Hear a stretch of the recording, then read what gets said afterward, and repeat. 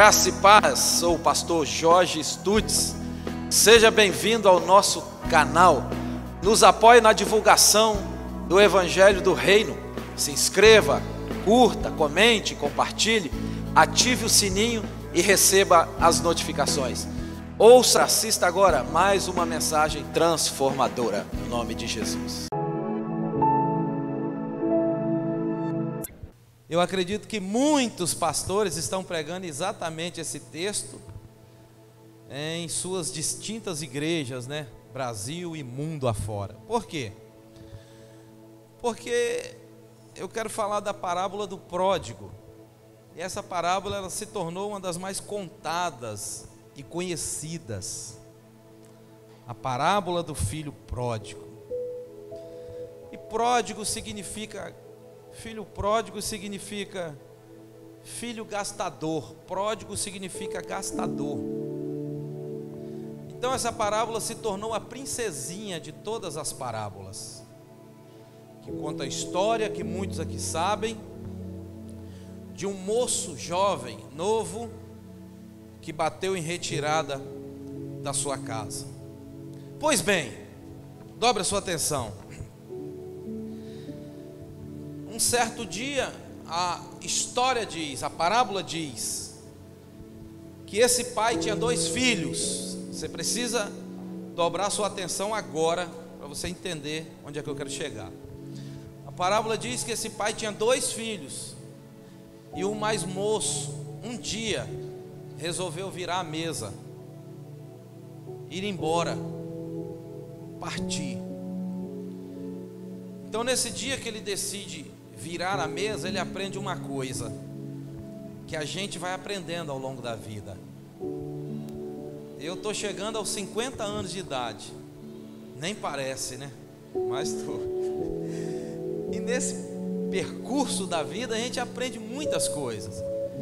Às vezes nós não ouvimos um conselho de um pai, da mãe, do esposo, da esposa, do pastor, e a gente quer tocar a vida do jeito que entendemos que tem que ser. Então eu aprendi uma coisa: a vida é uma pedra de amolar. Ela te lixa, mas ela te deixa afiado. Então o processo da lixadeira dói. Então, mas você fica afiado. E o pródigo teve que passar por esse processo. Porque uma coisa é certa: se Deus não for capaz de te quebrar, Ele nunca vai te construir. Isso é forte. Ele passou por esse processo, porque um dia ele virou a mesa, ele disse: vou embora, eu quero minha parte, ninguém me segura. E aí então ele não quis saber de pai, de parentela, de família, de nada, de casa, e foi embora. E foi partir para a vida que ele queria ter. E em casos isso acontece conosco porque o homem, ele tem por sua fragilidade humana e pelo seu pecado, pelo seu estado de pecado, o homem tem uma tendência a ser pelo menos um pouco rebelde. A rebeldia é algo terrível. Então é um espírito que cai na mente desse menino. E ele diz: vou embora. Ele vira a mesa e diz: eu vou embora. Então ele pega a parte que tinha e vai. Agora começa o processo. Por quê? Porque de bar em bar, de boate em boate, de cabaré em cabaré, de dose em dose, ele acaba com toda a sua herança.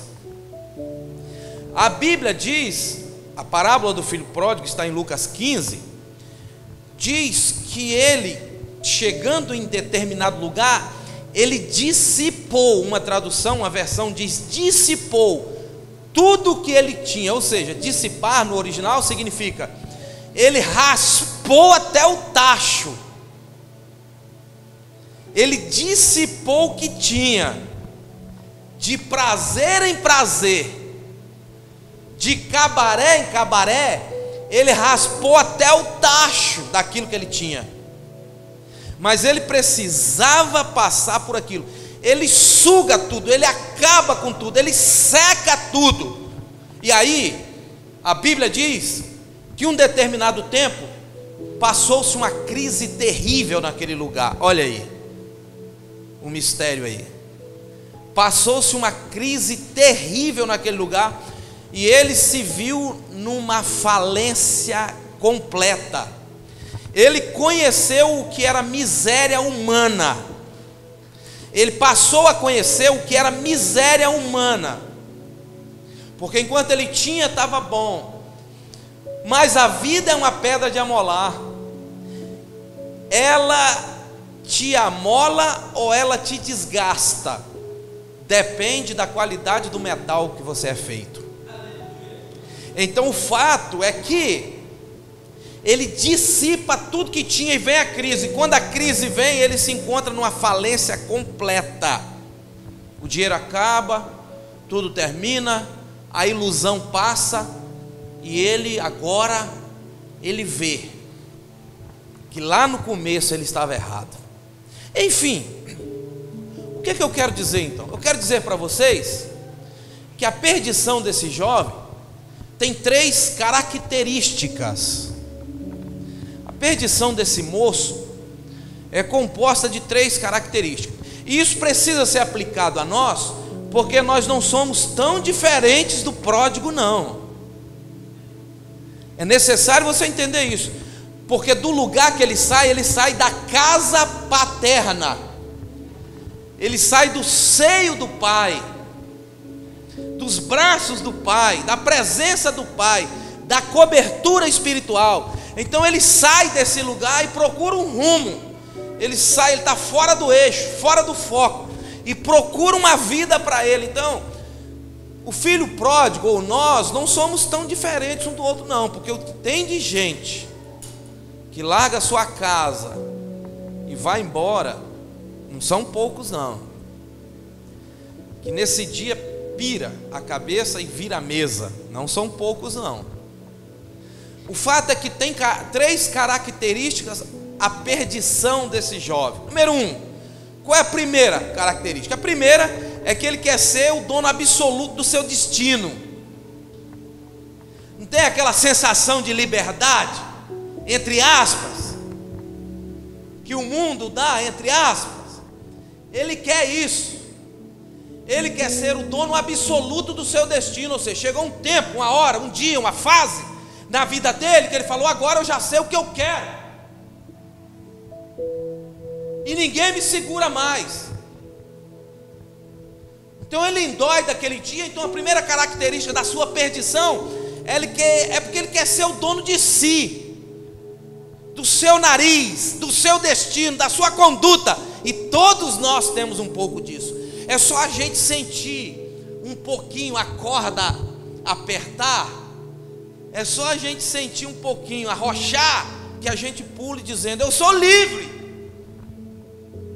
Então a história dele, a primeira característica que marca o fracasso de alguém que está bem, eu estou falando de alguém que está bem, e isso serve para muita gente que está na igreja, irmão, servindo a Deus na humildade, buscando a Deus todo dia, na obediência, na sinceridade. De repente acha que não está bom e vai embora. É o caso dele. Então, número 1, ele quer ser dono absoluto do seu destino. Ele manda em si, e pai não vai fazer nada que impeça, e irmão também não, e casa não vai prender, ele vai embora. Número 1, ele quer ser o dono do seu destino. Número 2, qual é a segunda característica desse jovem? A segunda característica dele é que a perdição dele é marcada pela busca do distanciamento do pai, porque a palavra diz que ele vai para onde? Para uma terra distante ou longínqua, uma terra longínqua. Então a segunda característica do fracasso, da queda, da miséria dele, é que ele busca uma terra longe, distante do pai. Por quê? Por que que ele faz dessa forma? Porque incomoda ele a ideia de saber que o cochicho da vizinhança vai falar para o pai onde ele está. Então, quanto mais longe para ele, melhor. Entendeu isso? É aquela história que alguém desviou da igreja e o outro pergunta: cadê fulano? Nunca mais vi. Por que não viu? Porque ele está numa terra longínqua, distante. A segunda característica dele é essa. Essa ideia lhe incomoda, porque o cochicho vai falar para o pai: seu filho está em tal lugar. Então ele vai para longe, ele se distancia, ele procura um lugar distante, longínqua, muito longe do pai. Essa é a segunda. Estou falando de 3 características que marcou a perdição daquele jovem. Aí você pensa, alguém pergunta: uai, o que passou na mente dele? Não tem coisa assim, que o ser humano é um bicho esquisito, né? O ser humano é um ser muito estranho. Por isso que tem muita gente que fala que é melhor lidar com animal, essas coisas todas que vocês já ouviram falar. Que o ser humano é um cara muito estranho. E ele provou isso para o pai. Que amor é esse, hein? Que quer o lugar mais distante, que mata o pai antes da hora. Porque o fato de pedir a herança, ele está matando. A herança se recebe depois que o pai morre. Ele mata o pai, vai embora para distante. Que amor é esse? E o sentimento do pai para com ele? Eu estou falando de sentimento de irmãos também. Pessoas que dizem, que declaram o amor por você, mas na verdade só fala de palavras lançadas ao vento. Mas atitudes não provam, ou não comprovam que tem amor. É por isso que mulher é sentimental e fala. A pastora Rose, eu acredito que sua esposa também fala: você não fala que me ama. Fala que me ama. Você me ama. Porque mulher quer ouvir. Fala que me ama, fala que me ama. E o homem é mais durão nessa questão. Eu te amo, amo. Fala que me ama. Para poder ouvir de fato que a pessoa, seu companheiro, ama. Mas é claro que a atitude vai provar muito mais do que a palavra. Porque até aqui o filho está em casa, ele vai embora para longe do pai. A ideia de saber que o cochicho vai informar para o pai onde ele está, desanima ele. Então quanto mais distante, melhor é. Segunda característica, distância da casa. Terceira característica que carimbou a perdição daquele jovem: a busca pelo prazer. Essa marcou ele. Porque o prazer para a carne te traz, ou nos traz, uma alegria rápida demais. O prazer na carne, ou para a carne, é morte para o espírito. Então a busca pelo prazer faz com que ele pegue a sua herança, vai para longe e viva de uma forma dissoluta. Ele busca prazer, ele quer prazer. Esse retrato desse jovem parece ser aquele que ficou em casa, numa casa aqui, numa igreja, guardado até aquele dia, mas naquele dia ele deu vontade de ir para lá, para o mundo, buscar prazer. Porque o prazer é algo que bate a sua porta todo dia. Seja o prazer por uma bebida, por uma droga, pelo pecado sexual, sei lá, que tipo de coisa é. O fato é que todo dia ela bate a porta. Então ele vai em busca do prazer.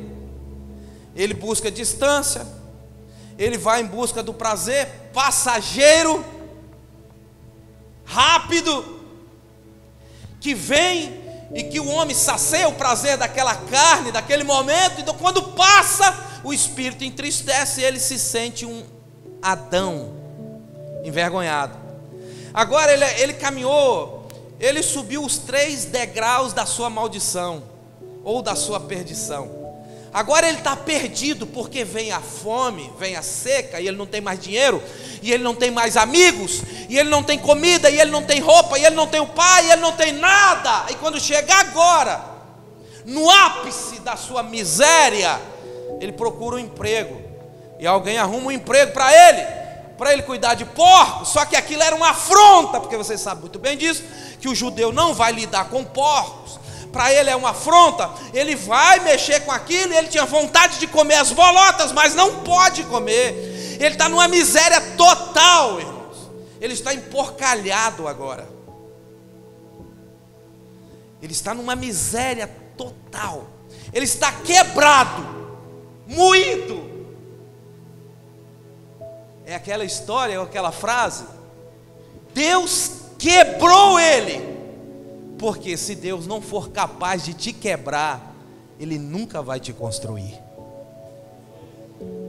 Então agora ele está quebrado naquele lugar, como o vaso de Peniel. Ele está moído. Ele está moído, quebrado, envergonhado. Ele passa por afronta, ele está ali numa miséria desgraçada. Aí o sobrenatural acontece. O sobrenatural acontece em Lucas 15, 18. Acompanha aí comigo.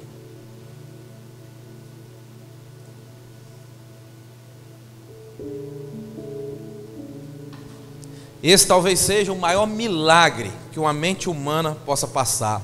No versículo 18. Posso ler? 15, 18. Diz assim. Agora é ele falando, ó. Versículo 18.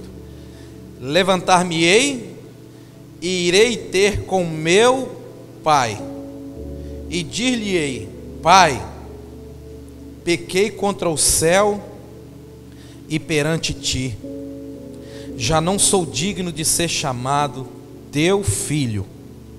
Faze-me como um dos seus empregados. Que forte isso, né? Olha o estado que ele chega agora. Parece que ele está ensaiando agora. Tem quando você vai pregar, os iniciantes. Eu fiz muito isso quando ia ter oportunidade para pregar. Eu pregava em casa, eu ensaiava o que eu ia falar. Então ele está ensaiando aqui o que ele vai falar, porque o estado agora dele é terrível. Ele então, no versículo 18, talvez seja o maior milagre na mente humana, comprovado até, posso dizer, é o cair em si. Porque você está numa rota de perigo, numa vida louca, numa vida doida, e de repente você diz: espera aí, o que é isso que eu estou fazendo? Que lugar é esse que eu estou? Então ele cai em si. E uma coisa que Satanás não quer fazer nunca, ou permitir nunca, é que você caia em si. Isso é fato. Algo que ele não quer jamais é que você caia em si, que você se encontre naquela situação e diga: peraí, está tudo errado, eu estou no lugar errado, eu estou no canto errado, eu estou fazendo tudo errado, eu quero mudar de vida. Ele caiu em si, e quando ele caiu em si, ele disse: levantar-me-ei, irei ter com meu pai. Olha que forte isso. Só que para levantar e ter com o pai, tem processos, irmãos. É aquela questão: Deus perdoa o seu pecado, mas existe já ouviram falar isso? Tudo bem, ele caiu em si, o cara se levantou, reconheceu. Ele está dizendo: na casa de meu pai, os empregados, os trabalhadores, os jornaleiros, eles têm o que comer, e eu aqui nessa miséria. Ele cai em si. Tá bom, tudo bem. É aquele ditado, irmão: o ser humano, o homem peca, ele se arrepende. Deus, na sua infinita misericórdia, cobre com um manto, porque te ama. O que o pastor Wagner falou no livro de Isaías, no capítulo 55, porque a gente vive, ao encontrar o Senhor Jesus Cristo, nós encontramos a paz que Ele nos dá, não é a que o mundo dá. Então, quando alguém nos pergunta se temos paz por causa de Cristo Jesus, a paz aqui impera no nosso coração. Mas sabe por que você tem paz? Porque o castigo que te trouxe a paz estava sobre Ele. Estava sobre Ele. E esse Deus que é infinito na sua misericórdia de perdoar, perdoa, mas existem as consequências. Então Ele quer voltar, vai voltar, mas tem processo, não é assim tão fácil. Em primeiro lugar, ele volta querendo ser um empregado. A Bíblia está dizendo, ele volta para casa dizendo: se o meu pai me receber pelo menos como um empregado, está bom demais. Aí você já viu aquela história que alguém sai da casa, sai da igreja, e quando volta, já volta querendo mandar em tudo? Já volta querendo dar ordem, já volta, não volta como esse menino não, quebrado.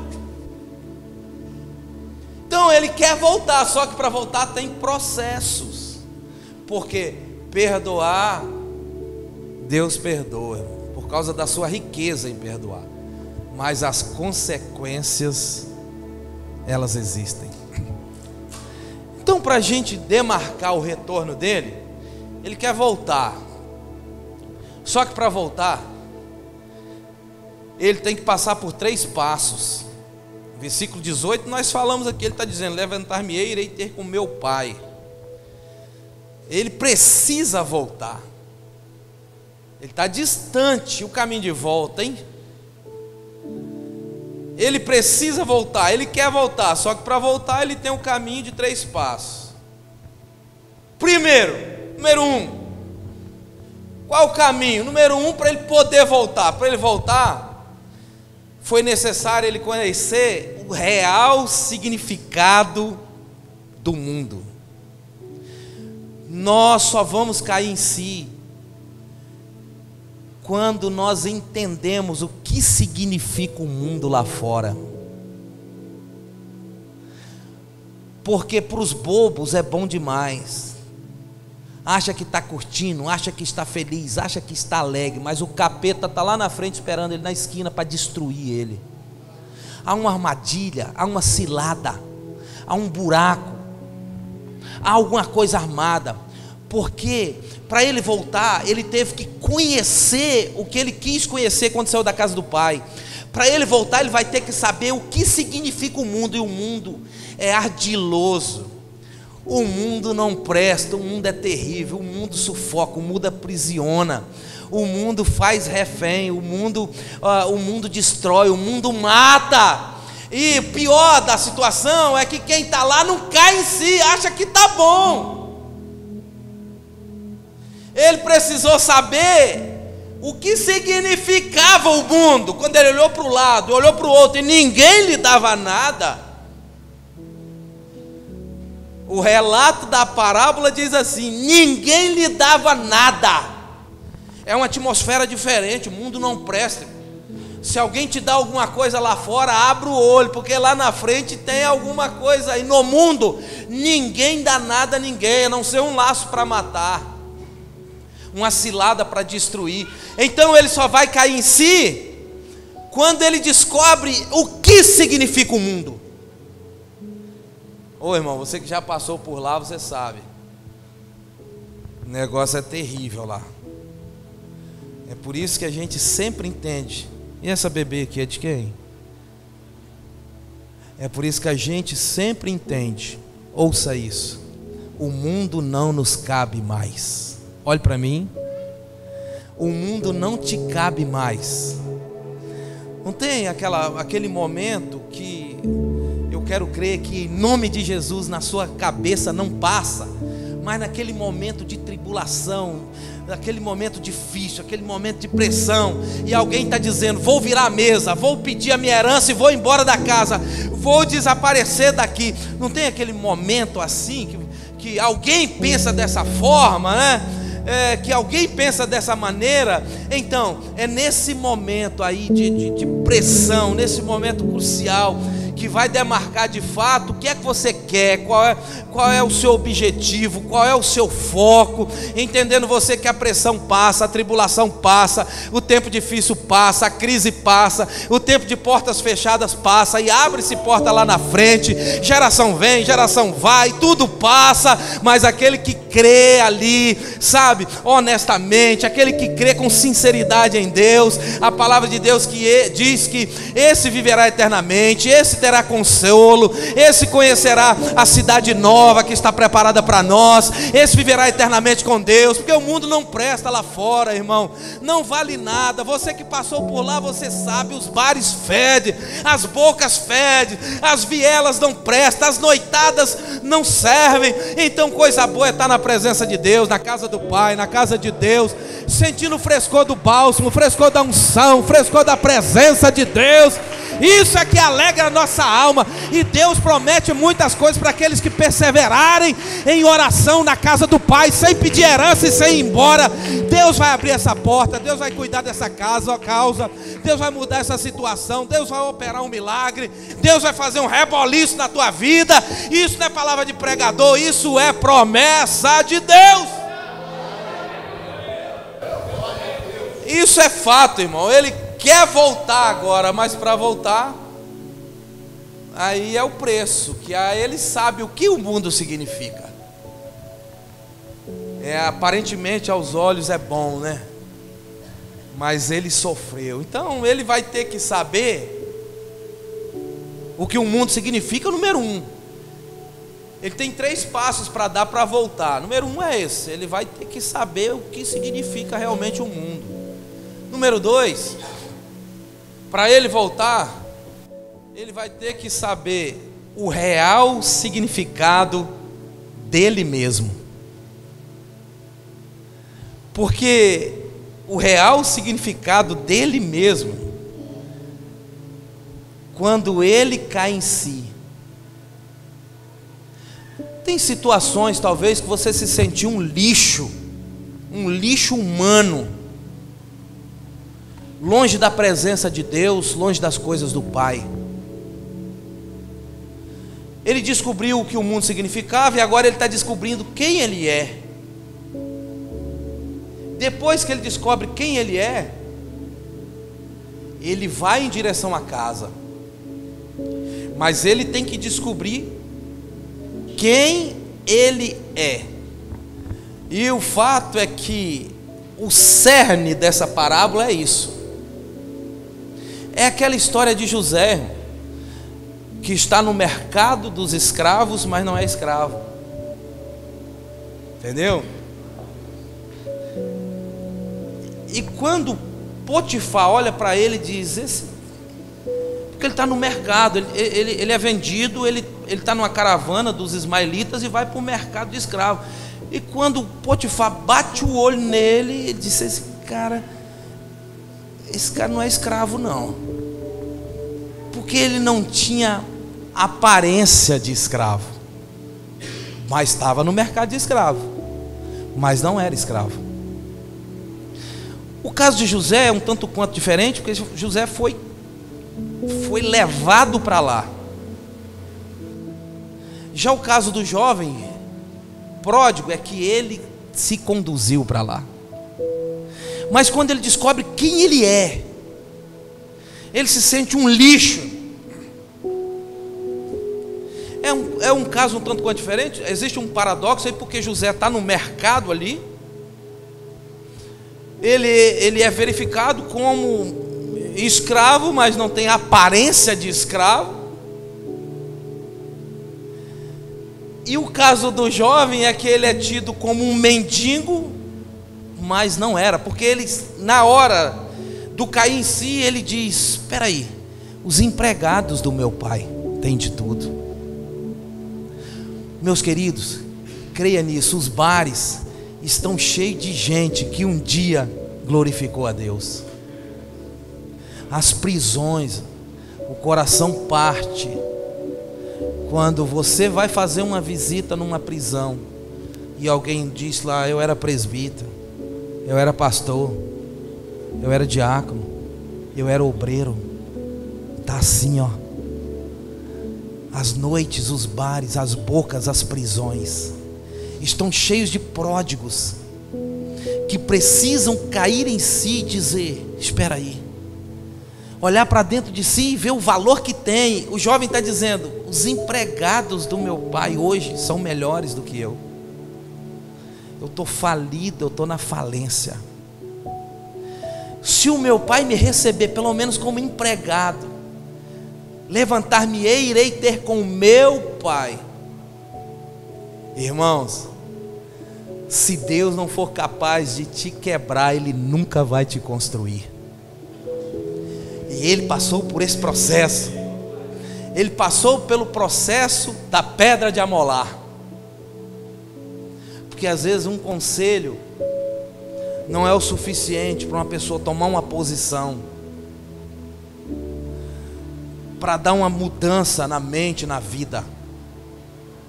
E às vezes é necessário passar pela pedra de amolar. Quando cai em si, ele reconhece o estado de lixo humano que ele estava vivendo e quem ele de fato é. O sujeito é um príncipe, irmãos. Ele é um príncipe e ele está emporcalhado, sem amigos e fedorento. E é o caso de muita gente aí fora que um dia subiu no altar, que um dia recebeu o Espírito Santo de Deus. Isso é muito triste. Se você for fazer uma missão ali em Jardim Limoeiro, onde ficam os drogados, os noiados, de você saber que muitos que estão lá um dia colocaram um terno, colocaram uma gravata, carregaram uma Bíblia e gritaram para que céus e terra ouça que Jesus Cristo salva, e eles estão lá. E isso, querido e amado irmão, está sujeito a qualquer um homem, a qualquer um de nós. O segredo é o quê? É sempre caminhar buscando a Deus, irmão. Na obediência, na sinceridade, na transparência, no compromisso com Deus. Lugar de cristão é comprometido com Deus. Lugar de cristão é na igreja buscando ao Senhor. Você tem compromisso com Deus quarta, sexta e domingo com a igreja, você venha. Esse é o seu alimento, esse é o seu pão, essa é a tua vitamina. Isso que vai fazer com que você prossiga. O cristão que vem hoje, volta daqui 15 dias, volta daqui um mês, ele é um candidato forte para se tornar presa do inimigo, dos desejos para ir para uma terra longínqua. Porque nessa carne, aqui nessa carne, enquanto houver carne, estivermos aqui carne, isso aqui é corpo incorruptível, isso aqui é corpo corruptível, se corrompe. Só vai mudar no toque da trombeta, no que Paulo disse. Enquanto isso não acontece, isso aqui é corpo corruptível. Então como se santificar? Buscando na palavra de Deus. Como santificará o homem ou o jovem?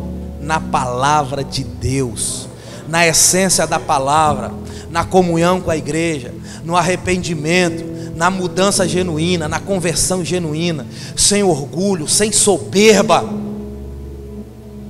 Certo? Então quando ele cai em si, ele tem que voltar. Mas para voltar, irmãos, para voltar é que é a questão. Por quê? Ele volta por quê? Ele volta porque ele tem uma necessidade premente. O que é uma necessidade premente? É uma necessidade importante. O que é uma necessidade importante? É aquela que quebra o orgulho, é aquela que quebra a soberba. Eu tenho gente em André Carlone, que nós cuidamos lá assim, ó, no pãozinho e no mel. Eu sou pai de muitos pródigos, eu sou pai de muitos pródigos. Espiritualmente falando, muita gente lá que tratamos assim, ó, e que foram embora, e que estão morrendo, estão secos, seco como uma coluna, como um poste, mas não retornam. Porque o relato da parábola diz que o filho, que de longe ele enxerga o pai, e o pai enxerga o filho. Olha essa cena, isso é muito forte, irmão. De longe ele está enxergando. Então eu penso que o filho está gritando em plenos pulmões. Ele está de longe, ele enxergando, e o pai já há tempo esperando de lá. E o filho vem andando, e o pai falando consigo mesmo: é meu filho, eu sei que é meu filho. Olha, eu sei que é meu filho, porque quando eu tinha 23 anos de idade eu andava igual ele. É o meu filho, ele está caminhando igual eu caminhava. Em plenos pulmões o menino está gritando. Aí aquele momento é um momento crucial, um momento de abraço, um momento de comunhão, é um momento de beijo, é um momento de festa, um momento de alegria. Mas por causa da necessidade premente, porque ele está na miséria. Só volta por quê, irmãos? Porque está na miséria. Se o dinheiro não acabasse, se os falsos amigos continuassem ali, ele continuaria lá. Mas a vida é uma pedra de amolar, irmãos. não tem como correr, não tem como fugir. É um funil, chega uma hora que Deus te aperta daqui, te aperta de lá, você corre, escorrega, pula, abaixa, mas não tem jeito, mano, não tem jeito. Uma hora ele te encontra, uma hora ele te arrocha. Então foi o que aconteceu com ele, irmão. Se Deus não for capaz de te quebrar, Ele nunca vai te fazer um vaso novo, Ele nunca vai te construir, Ele nunca vai mudar essa mente sua, essa cabeça sua, esse coração seu. Deus primeiro tem que te quebrar, para depois fazer de novo. Ele tem uma necessidade importante, é aquela que quebra o orgulho, que ele sai orgulhoso e volta querendo ser empregado. E ele está dizendo: eu vou chegar lá e vou falar: Pai, pequei contra o céu, pequei contra ti, nem sou digno de ser chamado filho, coloca-me como um dos seus empregados. Ele está pensando isso na mente. Então ele vai ter que conhecer o real significado do mundo, ele tem que conhecer o real significado de si mesmo. E o número 3, para ele voltar, ele decide, ele tem a decisão de voltar, se levanta e volta. Número 3, ele se levanta para voltar por causa da necessidade premente, aquela que quebra o orgulho, que quebra a soberba, e volta, irmão. E quando ele volta, que ele já está ensaiado, que ele vai falar com o pai, olha que forte isso. Eu quero ler com vocês. Olha aí o versículo 21. 21, o filho lhe disse: Pai, pequei contra o céu e perante ti, já não sou digno de ser chamado teu filho. Então, irmãos, olha o que acontece aí. Quando ele se encontra com o pai e disse: Pai, pequei contra o céu, pequei contra ti, já não sou digno de ser chamado teu filho. Que ele ia falar: coloca-me como um de seus. Ele ia falar, o pai interrompe. Olha o 22, o pai já entra, o pai para o fluxo. O pai interrompe e diz: para. Eu sou o seu pai. Meu querido, o filho volta. O filho não tomou banho, não fez barba, não mudou de roupa. Ele está emporcalhado.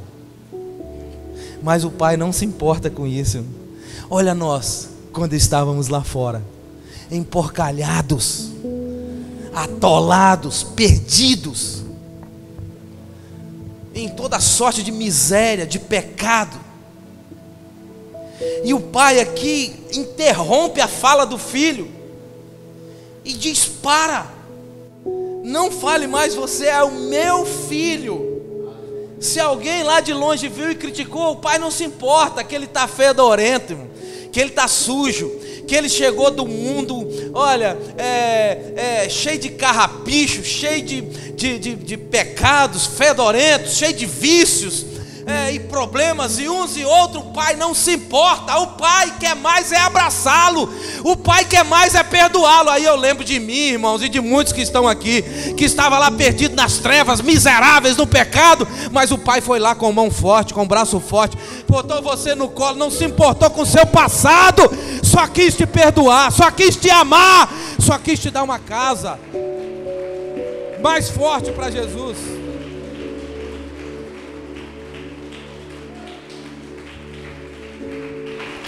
Aí, querido, aí no versículo 22, que coisa forte aqui. Aí no versículo 22 é o pai que vira a mesa.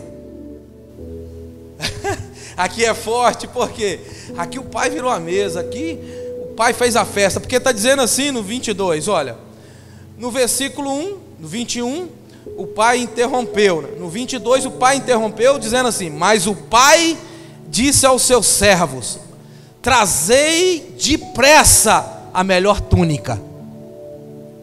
Aí 3 coisas estão acontecendo aqui, ó. Trazei depressa a melhor túnica, veste com ela, e ponde-lhe um anel na mão e sandálias nos pés. O pai não quer nem saber, mas o filho está emporcalhado. Mas o pai não se importa. Que amor é esse, né? Olha, traz depressa a túnica.